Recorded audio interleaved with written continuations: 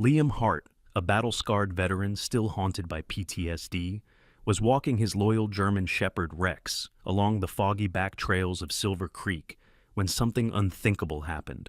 Rex suddenly froze, ears pricked, then bolted toward the riverbank, barking louder than Liam had ever heard before. Confused, Liam chased after him, and that's when he saw it.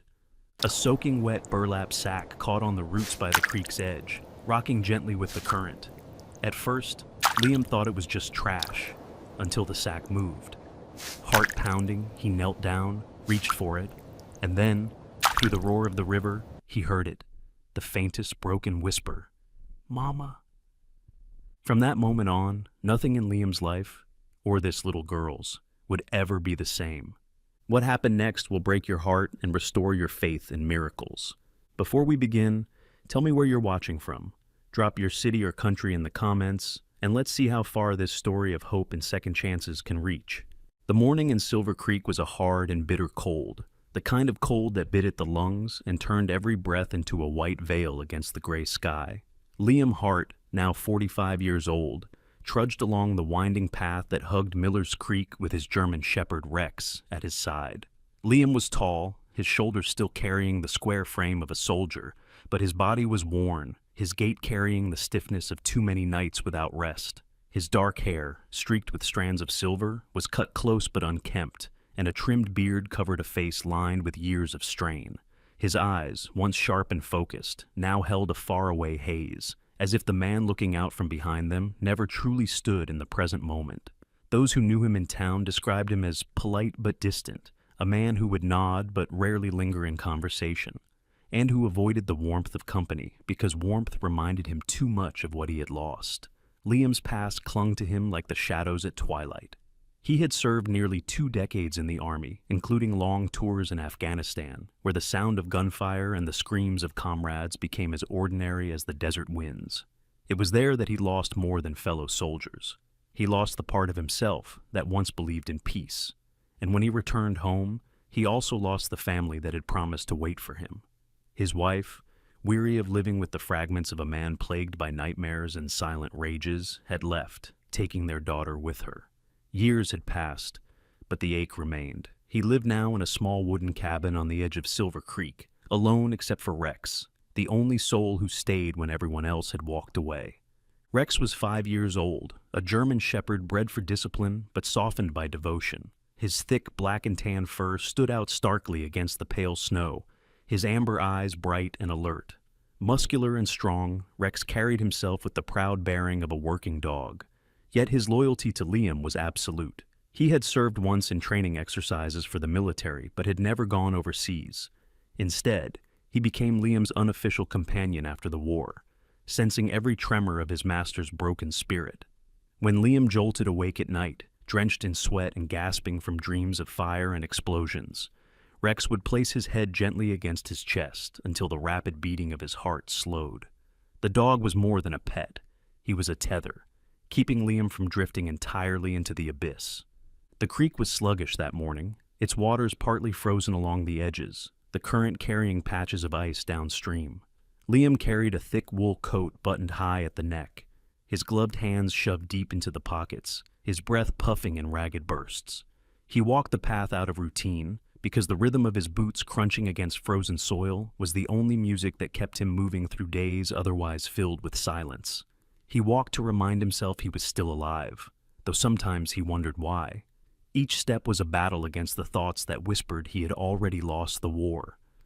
Rex trotted ahead, his paws leaving neat prints in the snow, his nose twitching as he caught scents along the water's edge. Every so often he glanced back, ears pricked, making sure Liam followed. The connection between them was unspoken but fierce. Liam had once read that dogs could smell chemical changes in the human body, triggered by fear or despair. He believed it, because Rex always seemed to know when the darkness inside Liam swelled too heavy to carry. This morning Liam's mind wandered back to the desert. The snow and cold could not erase the echo of sand and smoke, of comrades bleeding out in his arms, of the desperate sound of radio static when help never came. He tried to shake it off, muttering to himself, but the images persisted like scars carved beneath the skin.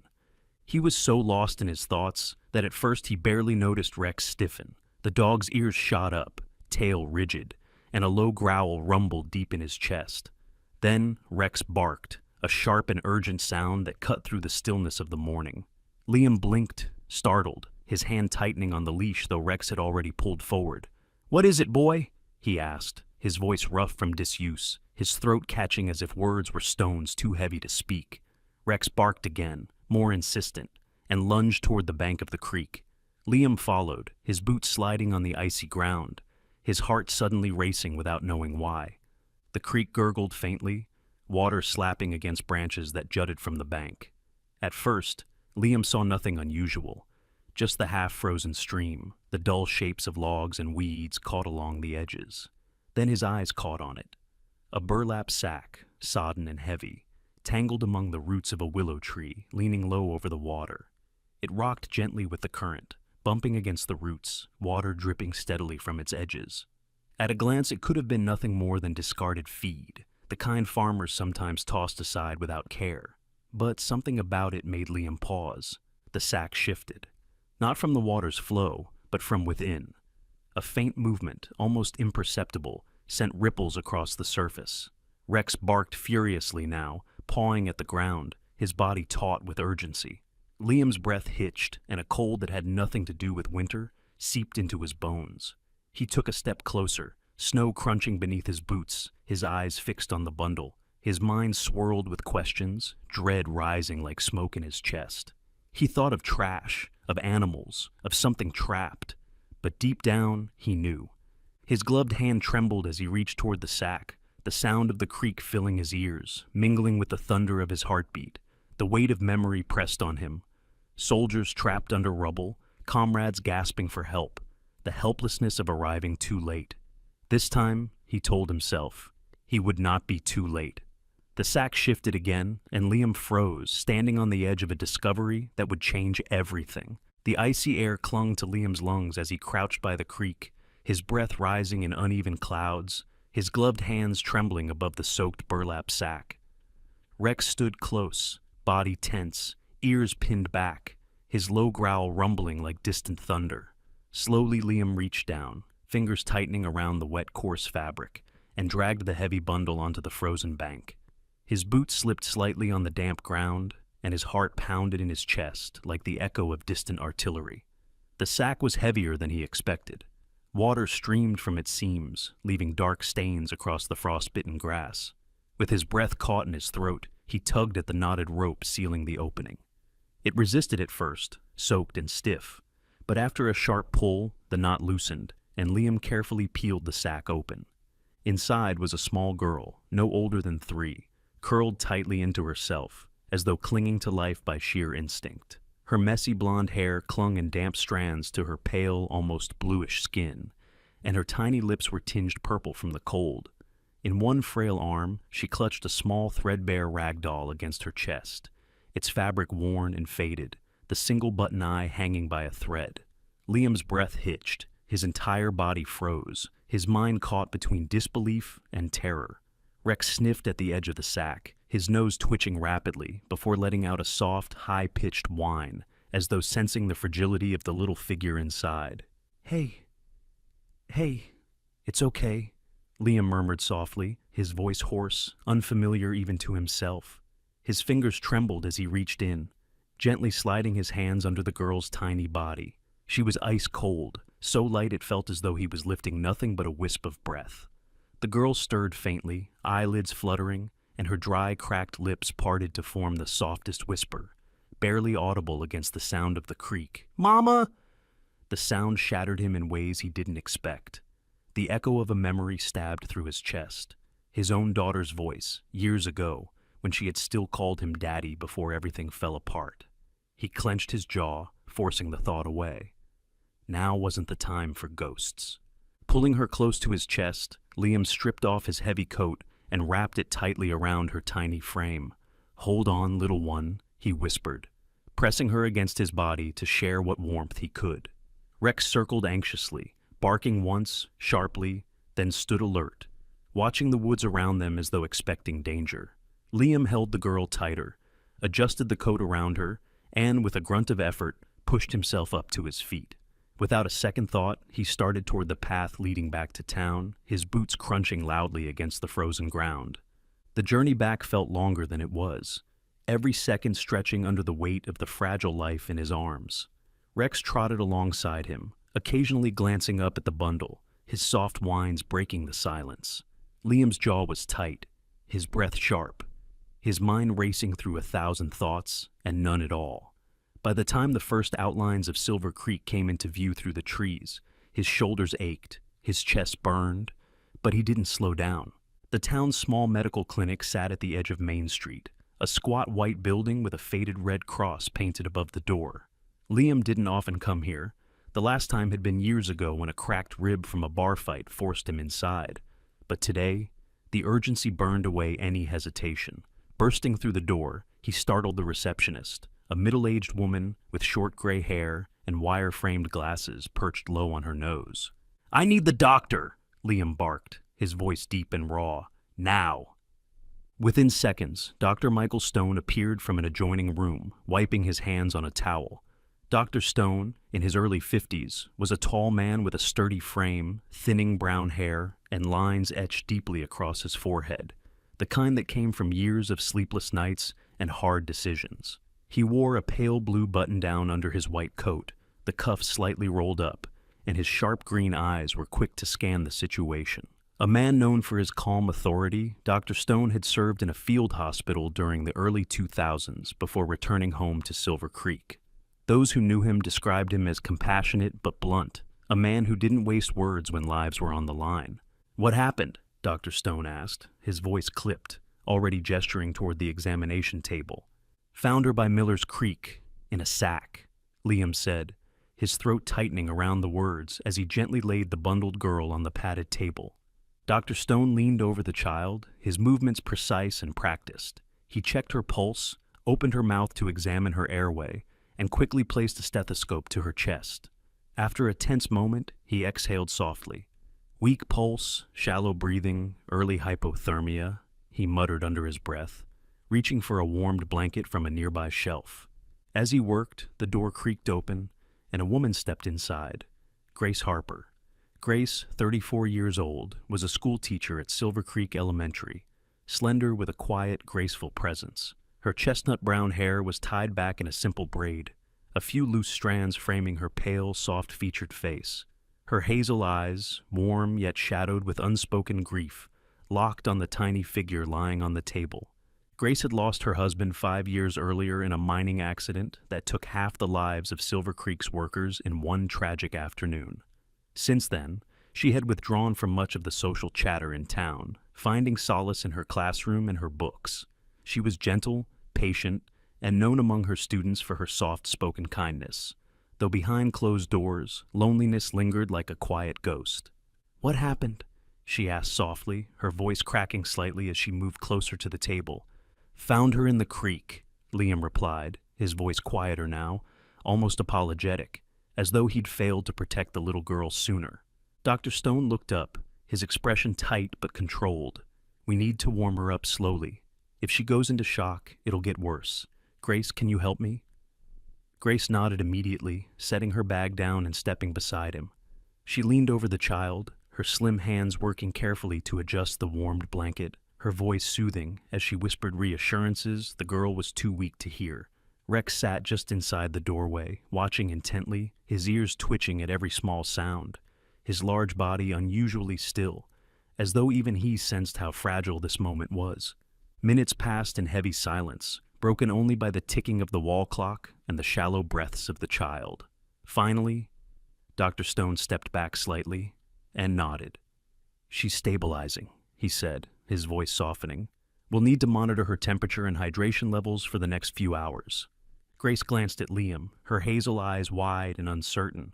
"Does she have a name?" Liam shook his head slowly, his throat tight. "Not one she could tell us," he said quietly, his gaze fixed on the little girl's small, pale face. Grace looked down at the tiny hand clutching the doll and brushed a damp lock of hair from the girl's forehead. "Then maybe we should give her one," she murmured softly, almost to herself. After a pause, she whispered, "Hope. She deserves that." Liam stared at Grace, something shifting deep within him at the sound of the word.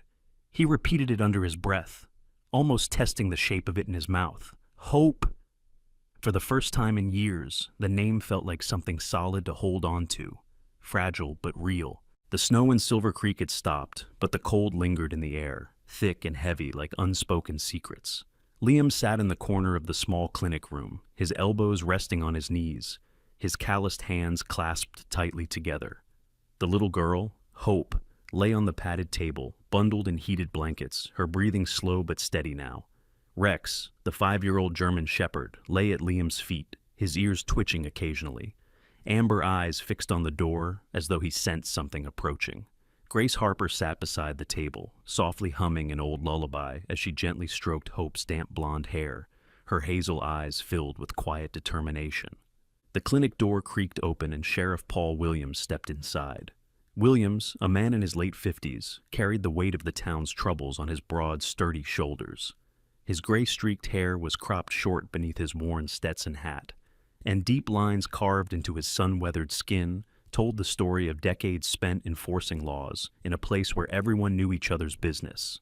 His uniform, though faded from years of service, was neatly pressed, and a polished silver badge gleamed on his chest. Known for his fairness and quiet patience, Williams had spent 30 years serving Silver Creek, but behind his steady brown eyes was a man hardened by loss. His wife had passed 5 winters ago, leaving him to live alone with his grown son stationed overseas.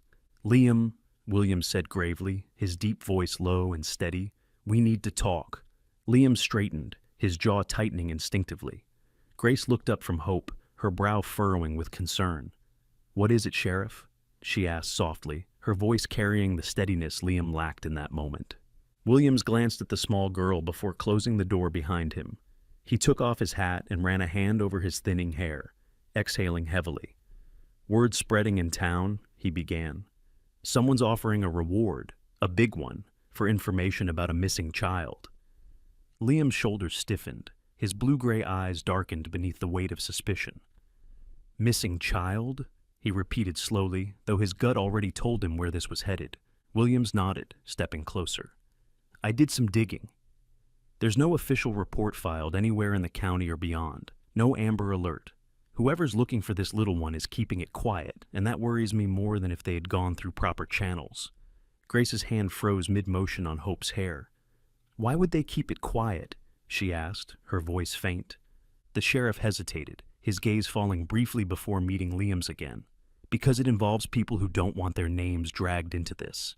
People with power." Before Liam could respond, a gentle knock sounded at the door. The receptionist poked her head in, her expression strained.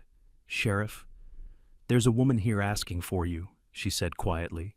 "She says it's urgent." Williams nodded once. "Send her in." A moment later, Maria Gonzalez entered the room, her posture tense, her dark coat wrapped tightly around her.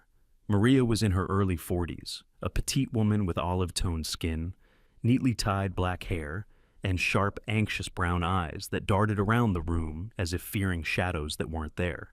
Her rough hands, calloused from years of scrubbing and cleaning, clutched the strap of her worn handbag so tightly her knuckles paled.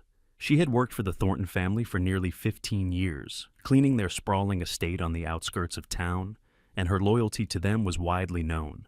But today, her eyes held no loyalty, only fear.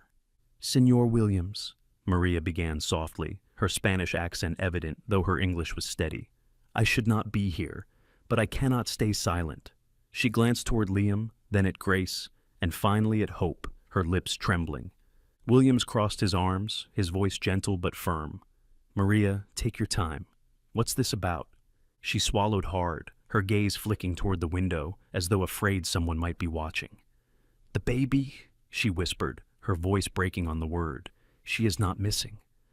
"She was never missing." Liam's jaw clenched. His voice came out low, rough. "Say it straight, Maria." Maria inhaled shakily, lowering her voice until it was barely more than a whisper. "She is Rebecca's daughter." The room fell silent. Grace's breath caught audibly, and she instinctively tightened her hold on Hope's small hand. Liam's brows furrowed deeply, his entire body going rigid as he processed the words. "Rebecca Thornton?" Grace asked, disbelief lacing her tone. "The mayor's daughter?" Maria nodded, her eyes filling with tears. "See, 3 years ago, she had a baby. But there was no wedding, no husband. The family said she had gone east to study, but that was a lie. They hid her. When the baby came, they told her the little girl had died during childbirth." Her voice cracked then, her hands trembling as she twisted the strap of her bag. But it was not true. William stepped forward slowly, his boots heavy against the wooden floor. "You're saying the mayor knew?" Maria's lips tightened, and she nodded once, sharply. "Mayor Thornton hired a man, paid him to take the baby away. He said, 'Better dead than a scandal.'" She covered her mouth with her hand, stifling a sob. "I heard him! I was there!" Liam's fists curled at his sides, his breathing ragged, anger burning hot in his veins. "He tried to have her killed," he muttered, his voice dark, shaking with fury. Rex, sensing his master's rage, rose to his feet, his ears forward and teeth just barely exposed. Grace's hazel eyes brimmed with tears, but her voice carried a quiet steel. "And Rebecca? Does she know?" Maria shook her head, shame flashing across her face. "No. She believes her daughter died. She cries still every night. I hear her through the walls." For a long moment, no one spoke. The ticking clock on the wall became deafening in the silence. Liam finally exhaled sharply, his jaw working as he struggled to control the storm raging inside him. "Then we keep her safe," he said firmly, his voice hoarse but resolute. "Whatever it takes." Grace looked at him, her hazel eyes soft but determined. She nodded once, her voice steady despite the tears sliding down her cheeks. "We protect her," she whispered, stroking Hope's tiny hand. William straightened his shoulders, his voice lowering as he spoke. "We need to be smart about this. If Thornton learns she's alive, he'll come for her, and he has the power to make this disappear. But we're not going to let him." Maria sniffled quietly, clasping her hands together. "I will help," she said, her voice shaking but filled with conviction. "I know things. Things about the mayor. I can give you proof." Liam nodded once, his expression grim but steady. He reached down and rested a hand lightly on Rex's head, grounding himself in the familiar weight of his loyal companion. Outside the clinic window, snow drifted lazily to the ground, soft and silent, a stark contrast to the storm building inside the room. For Liam, for Grace, and for the little girl sleeping beneath the blanket, one thing was certain. The quiet life they had known was over. From this moment forward, Hope's survival depended on their strength, and none of them intended to back down. The storm came, not with thunder or lightning, but in the sound of expensive shoes clicking across the polished floor of Dr. Stone's clinic. The door opened, and Mayor Richard Thornton stepped inside, his presence filling the small room like a wave of tension. At 56, Thornton carried himself with the authority of a man used to getting what he wanted. He was tall and broad-shouldered, his once dark hair now a polished silver that matched his sharp steel-gray eyes. He wore a tailored charcoal suit beneath a black wool coat, a deep maroon silk tie knotted perfectly at his throat, and expensive leather gloves gripped tightly in one hand. His expression was carved in stone, his jaw rigid, lips pressed into a thin line, radiating an aura of control and quiet menace. People in Silver Creek described him as charming when he needed to be, ruthless when he didn't, and it was the latter man who stood in the doorway now. Behind him, Rebecca Thornton followed hesitantly, her slender frame seeming fragile compared to her father's towering presence. She was 24, pale-skinned, with soft, delicate features and long, chestnut-brown hair cascading in loose waves over her shoulders. But the hollowness in her hazel-green eyes betrayed years of being controlled and manipulated. She wore a cream-colored wool coat, buttoned to the throat, her hands clutching the edges tightly, as though bracing herself for what was to come. Grace Harper stood beside the examination table where Hope sat, bundled in blankets, her blonde curls tangled, but her breathing steady. As the door opened, Hope startled and instinctively turned toward Grace, her tiny fingers gripping Grace's sleeve tightly. Rex, the 5-year-old German shepherd, immediately rose from his position near Liam's boots, his large frame tense, tail stiff, ears pricked forward, and a low, warning growl vibrating from his chest. Mr. Hart, Mayor Thornton began, his deep voice smooth but laced with steel, I believe you have something that belongs to my family. Liam straightened, his blue-gray eyes narrowing slightly as he stepped subtly in front of the table. He was still dressed in his worn flannel shirt and faded jeans, his boots damp from the slush outside, but the quiet authority in his stance rivaled the mayor's. If you're talking about the little girl, he said evenly, I found her left to die in a sack by Miller's Creek. She belongs where she's safe. Rebecca's lips parted, but no words came out. Her gaze fell on Hope, and her chest visibly rose and fell, ragged with suppressed emotion. She stepped forward, her voice barely above a whisper. Please, please let me hold her. Grace hesitated, exchanging a brief look with Liam before lowering her gaze to Hope. She crouched to the child's level, her soft voice soothing. It's okay, sweetheart. There's someone here who wants to meet you. But the moment Grace gently tried to place Hope into Rebecca's arms, the little girl stiffened, her tiny face crumpling before she erupted into heart-wrenching sobs. Her cries were high-pitched and panicked, her small fists clutching Grace's sweater desperately. Rebecca froze, stunned, her own eyes filling with tears. She doesn't know me, she whispered hoarsely, stepping back slightly as her father's cold expression flickered with irritation.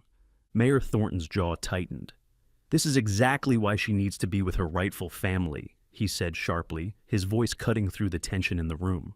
You've had her for a few days. We've raised Rebecca for 24 years. We know how to provide, how to educate, how to ensure her future. She belongs with us. Belongs? Liam's voice came out harder than he intended, the word edged with anger. With a man who paid someone to throw her into a creek like garbage? His tone was low, but every syllable landed like a hammer. For a moment, the mayor's steel-gray eyes burned with suppressed fury. Be very careful what you accuse me of, Mr. Hart, he warned, his tone suddenly icy. If you think you can stand between my family and my granddaughter, you'll regret it. Rex stepped closer, standing between Liam and the mayor, his low growl deepening as his amber eyes locked on Thornton's every move. Grace placed a calming hand on Hope's back, rocking her gently, while Rebecca wiped at her tears, her voice trembling as she finally spoke louder. Papa, stop, she said softly, though her words carried unexpected weight. This isn't right. None of this is right. The mayor glanced at his daughter sharply, his expression darkening. Enough, Rebecca, he said through clenched teeth, his voice quiet but laced with threat. She lowered her gaze, retreating into silence, her knuckles whitening around her coat. It was Sheriff Paul Williams who finally broke the standoff, stepping forward with deliberate calm. His presence, steady and grounded, shifted the energy of the room. That's enough, both of you, he said firmly, his baritone voice resonating with authority. We're not going to settle this here in a shouting match. There are procedures, and if you want custody, Mr. Thornton, you'll have to do it the legal way. The mayor turned to face the sheriff, his sharp features softening into an icy smile. Fine, he said smoothly, adjusting the cuff of his tailored coat. If that's what it takes, then that's what we'll do. His gaze swept over Liam, lingering just long enough to make his meaning clear. But understand this, I will not lose. With that, he placed a protective hand on Rebecca's shoulder and steered her toward the door. She hesitated for a moment, glancing back at Hope with tear-filled eyes, before allowing herself to be led away. The door closed behind them, and silence settled over the clinic, thick and suffocating. Hope sniffled softly, pressing her small face into Grace's chest, her tiny hands still fisting her doll's worn fabric. Liam exhaled slowly, his body tense, jaw tight, the echo of the confrontation hanging in the air like smoke. Sheriff Williams spoke after a moment, his voice quiet but resolute. It's not over, he said, meeting Liam's gaze directly. Thornton's going to take this to court. Liam nodded grimly, his roughened hands resting on Rex's head. Then we'll be ready, he said, his voice low but steady. Grace glanced down at Hope, brushing the damp curls from her forehead, her expression soft yet fiercely protective. She's not going back to them, she whispered, more to herself than anyone else. Not after what they did. William sighed, his face lined deeper by the weight of what lay ahead. I'll file the paperwork first thing in the morning, but you need to prepare yourselves. Thornton's money, influence, and reputation run deep in this town. Liam's gaze hardened, his voice steady with conviction. I don't care if he owns the whole damn county. he said quietly, pulling Rex closer. "She's not going anywhere." Outside the window, snow began to fall again, soft and silent, blanketing the streets of Silver Creek in a deceptive calm. Inside the clinic, however, the war had just begun, and everyone in the room knew it. The courthouse in Silver Creek was unusually crowded that morning, the worn wooden benches filled with townsfolk murmuring in anticipation. Outside, the cold wind rattled the frosted windows, but inside the tension was palpable, thick as smoke. Liam Hart sat at the plaintiff's table beside Grace Harper, their hands folded tightly, the weight of the past weeks etched across their tired faces. Liam wore a clean plaid shirt under his weathered jacket, his posture straight but rigid, his jawline tense and unyielding. Grace sat to his right, her chestnut brown hair tied neatly into a braid, her hazel eyes soft yet filled with quiet steel. On the floor beside Liam, Rex, the 5-year-old German shepherd, rested calmly, his black and tan fur brushed smooth, his amber eyes alert, watching everyone who passed by with quiet suspicion. Across the aisle, Mayor Richard Thornton sat at the defense table, his commanding presence as sharp as ever. He wore a tailored navy suit and a silver tie, his hair perfectly combed back, his cold gray eyes fixed forward. His hand rested on a gold-tipped cane, more for appearance than necessity, and beside him sat Daniel Crowley, his lead attorney, a man well known across the state for defending high-profile clients. Crowley, in his early 50s, was lean and sharp-faced, his graying hair slicked back, his piercing dark eyes always calculating. He wore a perfectly pressed charcoal suit and spoke with a calm, deliberate cadence that masked the ruthlessness beneath his polished veneer. Rumor in Silver Creek was that Crowley had never lost a custody battle, and Thornton intended to use every advantage his money and influence could buy. At the judge's bench sat Judge Howard Parker, a man in his early 60s with thinning white hair and deep-set brown eyes, his lined face carrying the weight of decades on the bench. Known for his sense of fairness, he was respected by both sides of town politics. He adjusted his glasses as he looked over the docket, his voice measured as he called the case. "Case number 2145, Judge Parker announced, his tone steady. "Thornton versus Hart and Harper, custody of the minor child known as Hope." The murmurs in the room died instantly. Grace's hand found Liam's under the table, her grip warm but trembling slightly. Liam gave it a light squeeze, his gaze fixed on the judge, his expression calm but resolute. Daniel Crowley stood first, buttoning his suit jacket as he approached the podium. "Your Honor, this is a straightforward matter," he began, his voice smooth and confident. "My client, Mayor Richard Thornton, seeks to restore his granddaughter, Hope Thornton, to her rightful family. The child was removed from her birth mother, Rebecca Thornton, under tragic miscommunications at the time of birth. Once the truth surfaced, my client acted immediately to reunite the family. It is in the child's best interest to grow up in an environment where she can receive proper care, education, and security, one my client is more than capable of providing." Grace glanced at Rebecca, who sat silently behind her father, her pale face drawn, her long chestnut hair falling forward as she stared at her clasped hands. There was no confidence in her posture, only quiet shame and sorrow. When Crowley finished, Tom Bradley, Liam and Grace's attorney, rose from his seat. Tom was in his late 40s, a local lawyer who usually handled land disputes and small claims, not cases of this magnitude. He was an unassuming man with sandy brown hair, slightly wrinkled suit jackets, and kind green eyes behind simple wire-rimmed glasses. But while he lacked Crowley's polish, he possessed an unwavering belief in fairness and integrity, and that passion carried into every word he spoke. "Your Honor," Tom began, his voice firm, though quieter than Crowley's, "my clients didn't seek out this fight. Liam Hart found a 3-year-old child stuffed into a burlap sack and thrown into Miller's Creek like trash. He rescued her, cared for her, and alongside Grace Harper, provided safety, warmth, and love. The question here isn't about who has more money, more power, or a bigger house. It's about where this little girl, Hope, is thriving, where she is safe, and where she is loved." The courtroom hushed, and Judge Parker nodded for the first witness to be called. Tom stood. The plaintiffs call Maria Gonzalez to the stand. Maria entered timidly, her petite frame trembling slightly as she approached the witness chair. Dressed simply in a faded gray cardigan over a modest floral dress, she clutched her hands together tightly. Her dark eyes scanned the room, lingering on Rebecca before dropping to the floor as she was sworn in. "Mrs. Gonzalez," Tom began gently, "how long have you been employed by the Thornton family?" 15 years, Maria said softly, her voice carrying her Spanish accent. "I clean the house, prepare meals, take care of everything." "And during your employment, did you witness conversations regarding the child now known as Hope?"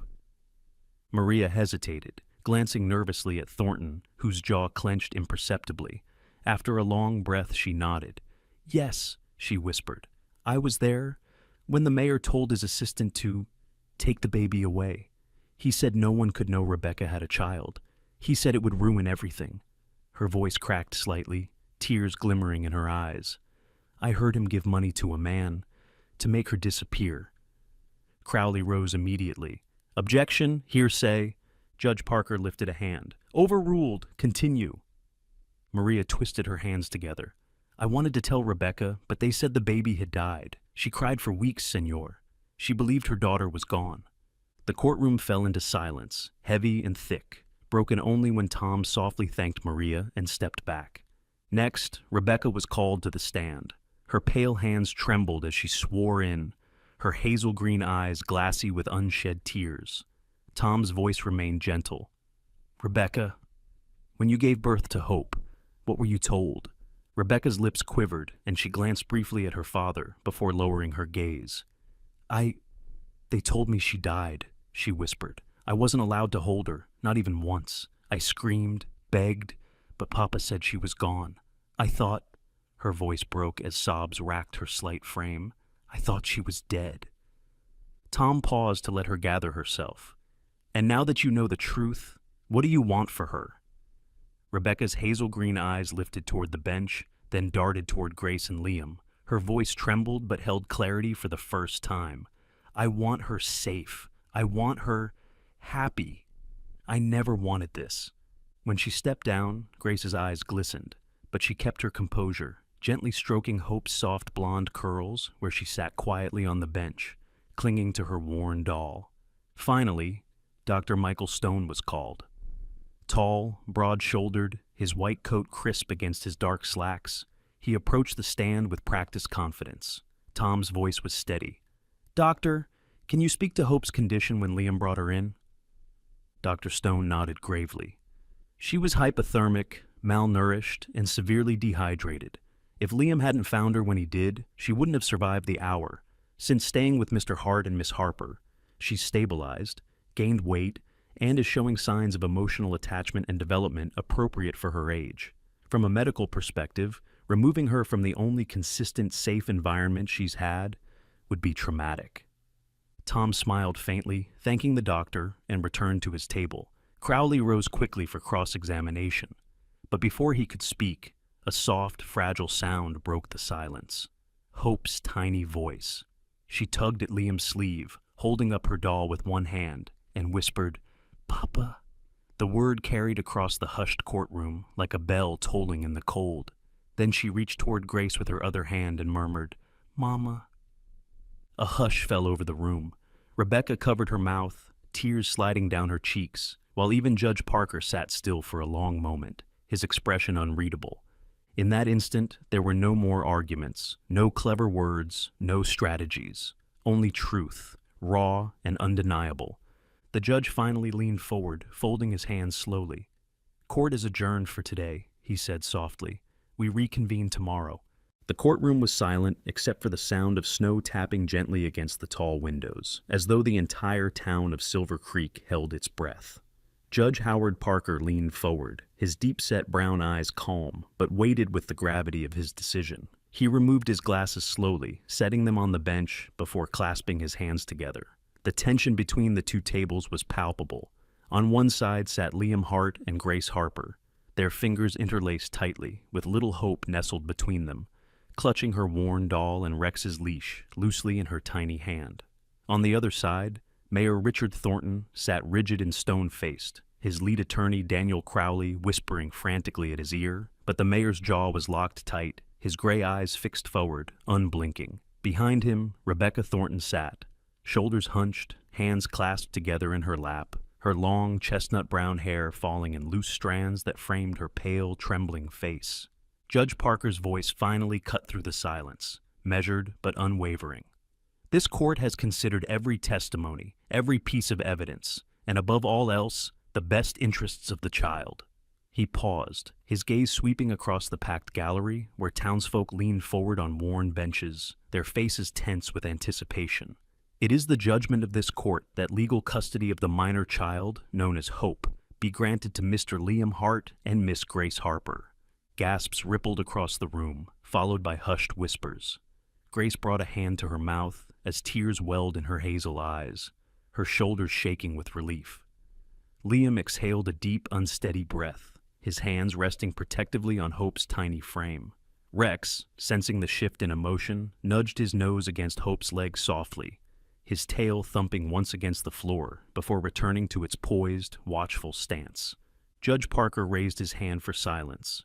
Furthermore, he continued, his voice steady, Miss Rebecca Thornton is granted visitation rights and the opportunity to establish a gradual reunification plan if, and only if, she demonstrates the emotional and practical capacity to care for her child in the future.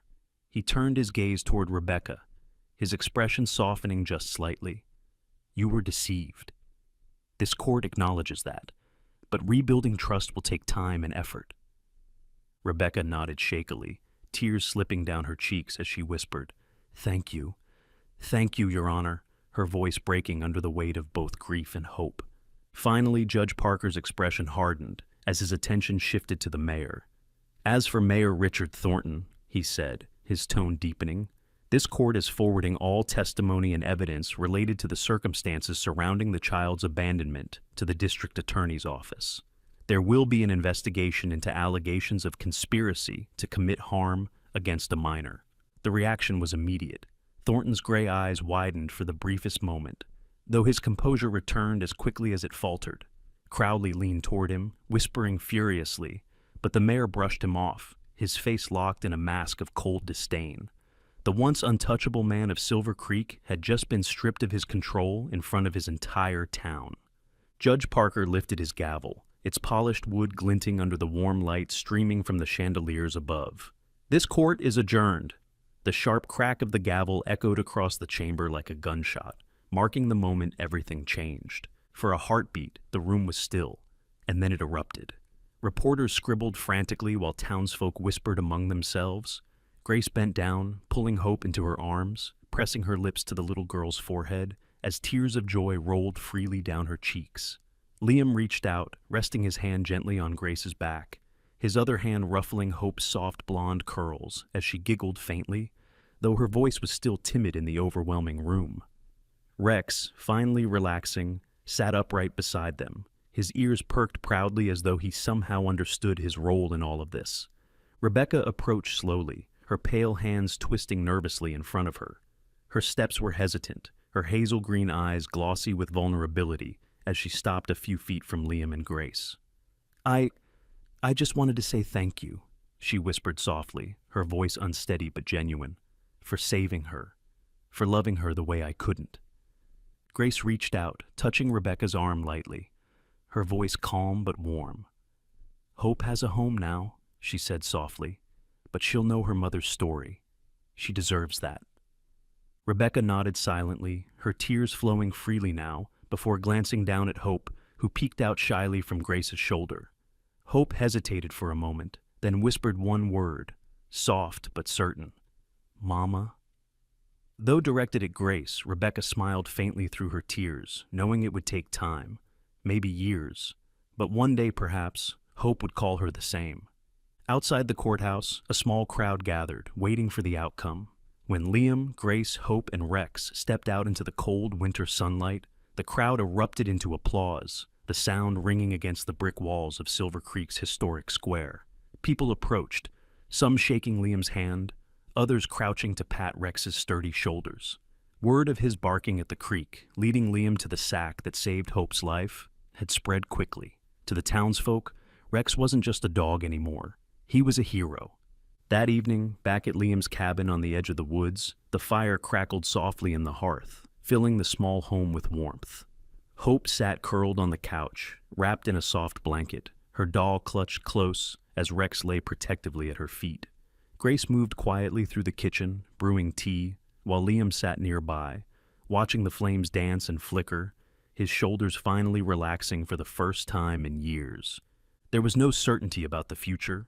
Thornton's investigation would take time, Rebecca's healing would take longer, but tonight, inside the little wooden cabin, the air carried something Liam thought he'd lost forever: peace.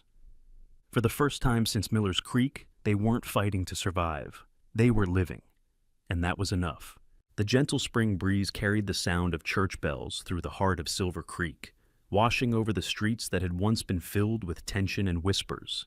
It had been 1 year since the courtroom battle that changed everything, and life in the small mountain town had slowly settled into a quiet rhythm of peace.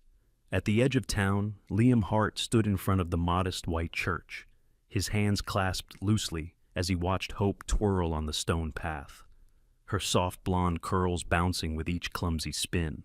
At 4 years old, she had grown stronger and healthier, her pale cheeks now rosy, her blue eyes bright with life. In one tiny hand, she clutched her beloved rag doll, its seams carefully stitched back together by Grace, and on the other, she held a small basket filled with wildflowers she had picked herself. Inside the church, Grace Harper adjusted her simple ivory dress, her chestnut brown hair braided neatly over one shoulder. Her hazel eyes reflected both calm and quiet joy, though her hands fidgeted slightly as she straightened the hem of her skirt. After years of living in quiet solitude, she was about to marry the man who had unknowingly carried the missing pieces of her heart, and the little girl who had bound them together. In the pews, the townsfolk filled the small chapel, their faces familiar and warm. Sheriff Paul Williams sat near the aisle, his weathered Stetson resting on his knee, his deep brown eyes softer than usual as he smiled faintly at Hope's playful antics. Behind him, Dr. Michael Stone leaned back in the pew, his broad frame relaxed for once, his hands folded neatly across his lap. At his side sat his wife, Margaret, a tall woman with short auburn hair and kind gray eyes, who had helped organize the ceremony with her steady, meticulous nature. The music began softly, a simple piano melody played by Eleanor Briggs, the town's retired music teacher, a petite woman with silver hair and delicate wire-frame glasses. Her frail fingers, though shaky with age, danced across the keys with practiced grace. Hope, standing near the entrance, clutched her basket tightly and glanced up at Liam, who knelt beside her. "Ready, Peanut?" he whispered, his blue-gray eyes warm and steady. Hope nodded fiercely, though her tiny lips pressed together in concentration.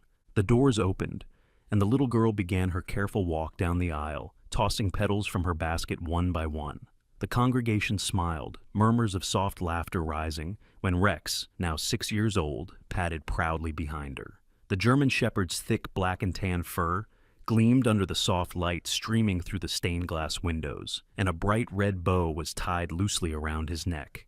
Each time Hope dropped a petal, Rex lowered his head and sniffed it curiously before trotting after her, earning delighted chuckles from the entire church. When Grace stepped into the aisle, Liam's breath caught in his throat.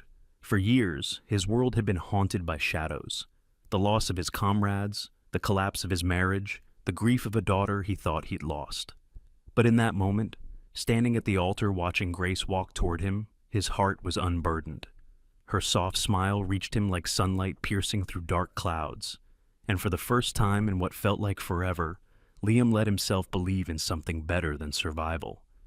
As Grace reached the altar, Hope squeezed herself between them, holding one small hand out to Liam and the other to Grace. The pastor, a gentle man named Reverend Samuel Hayes, stood tall in his simple black robe, his salt and pepper beard neatly trimmed, his deep-set green eyes calm and warm. Known for his kindness and steady guidance, he had led the small church for nearly 20 years, earning the respect of everyone in town.